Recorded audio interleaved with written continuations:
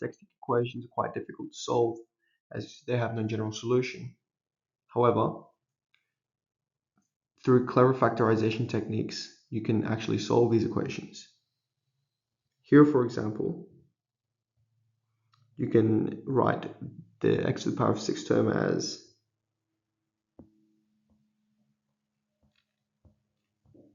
that, and then you can do the following.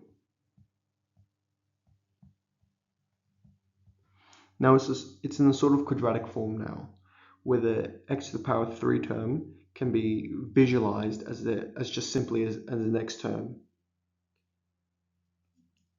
To do this, to fully factorize this now, we need two numbers that will add up to 9, but will multiply to 8. Those two numbers are simply just 1 and 8. So then you factorize it the following. Plus 1. And then you have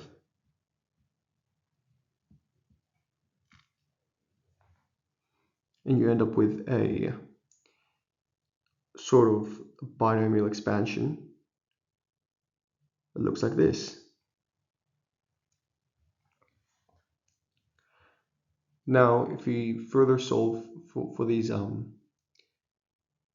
equations using null factor law, we will derive that this solution to these equations is just simply -1 and x equals -2, as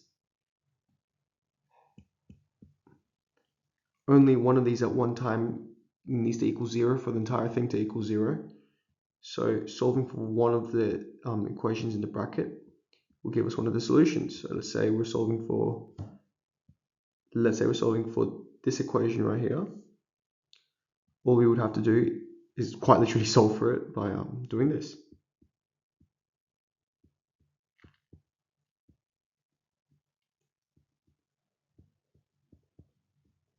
It's a solution.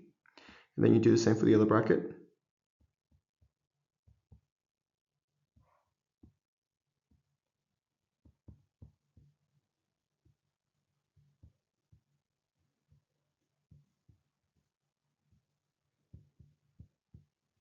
And then you have your two solutions right there.